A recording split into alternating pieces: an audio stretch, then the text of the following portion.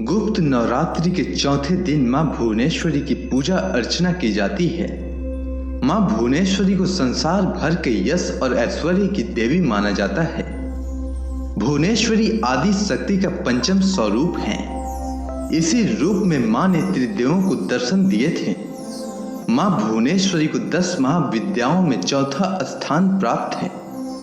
पौराणिक मान्यताओं के अनुसार मां भुवनेश्वरी ही संपूर्ण जगत का पालन पोषण करती हैं। उन्हें जगत धात्री भी कहा जाता है। मां भुवनेश्वरी 14 भुवनों की स्वामिनी हैं। मां को भगवान शिव की सखी माना गया है। मां भुवनेश्वरी की पूजा लाल रंग की पुष्प, नैवेद्य, चंदन, कुमकुम, रुद्राक्ष की माला, सिंदूर और फल आदि से करनी चाहिए। पूजा के बाद कथा पढ़नी या सुननी चाहिए। तो चलिए सुनते हैं मां भुवनेश्वरी की कथा। पौराणिक कथा के अनुसार काल की शुरुआत में ब्रह्मा, विष्णु और रुद्र जगत की संरचना प्रारंभ कर रहे थे। तभी एक उड़ता हुआ रथ उनके सामने आया और एक आवाज ने उन्हें रथ में बैठने का आदेश दिया। जैसे ही त्रिदेव रथ में बैठे, वह मन की गति से उड़ने लगा और उन्हें एक अजीब से स्थान पर ले गया। यह स्थान असल में रत्नों का द्वीप था, जिसके चारों तरफ अमृत का सागर और मनोहक आकर्षक जंगल थे।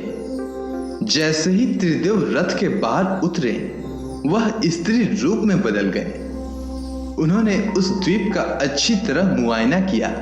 वहां उन्हें एक शहर मिला।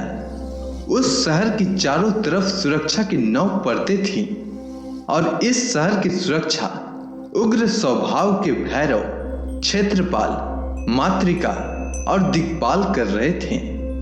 जैसे ही वह शहर के अंदर गए, शहर का सौंदर्य और विकास देखकर मंत्र मुग्ध हो गए।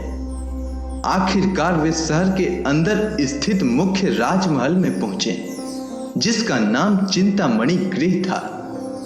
यह शहर त्रिपुर था, देवी भुवनेश्वरी की राजधानी, जो मणिद्वीप की रानी थी। जैसे ही त्रिदेव महल के अंदर घुसे, उन्हें देवी भुवनेश्वरी के दर्शन हुए। उनकी छटा लाल रंग की थी। उनकी 3 आंखें, 4 हाथ थे तथा उन्होंने लाल रंग के आभूषण पहने थे। उनके शरीर पर लाल चंदन का लेप था तथा उन्होंने लाल कमल की माला पहनी थी। बाएं हाथ में उन्होंने अंकुश और पाश पकड़ा था तथा दाहिने हाथ से वो अभय और वरदा मुद्रा दिखा रही थी। उनका मुकुट अर्धचंद्र रूपी मणि द्वारा सुसज्जित था। वह त्रैंबक भैरव की बाईं गोद में बैठी थी, जो श्वेत वर्ण के थे। उन्होंने श्वेत वस्त्र पहने थे। उनके बाल उलझे हुए थे तथा उनके सर के ऊपर भी अर्धचंद्र एवं गंगा नदी थी। उनके 5 चेहरे थे तथा हर एक चेहरे में 3 आंखें थे। उनके 4 हाथ थे तथा उन्होंने त्रिशूल फरसे लेने के साथ वरदा और अभय मुद्रा भी प्रदर्शित की हुई थी। देवी भुवनेश्वरी और त्रैंबक भैरव पंच प्रेत आसन पर विराजमान थे। पंच प्रेत आसन वह सिंहासन है जिसमें परम शिवा गद्दी के रूप में तथा 5 पैर के स्थान पर सदाशिव, ईश्वर, रुद्र, विष्णु और ब्रह्मा स्थापित हैं।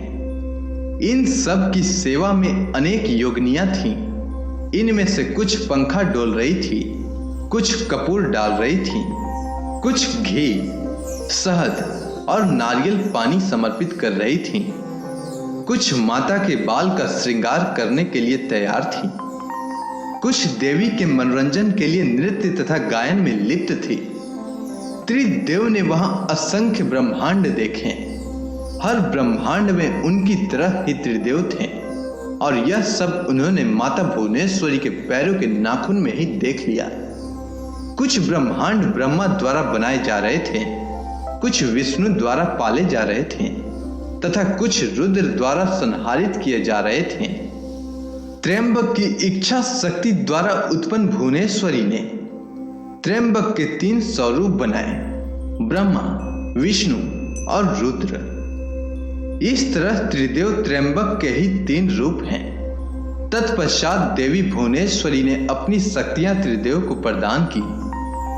ब्रह्मा के लिए देवी सरस्वती, विष्णु के लिए देवी लक्ष्मी तथा रुद्र के लिए देवी काली का निर्माण किया तथा उन्हें उनकी जगहों पर स्थापित किया।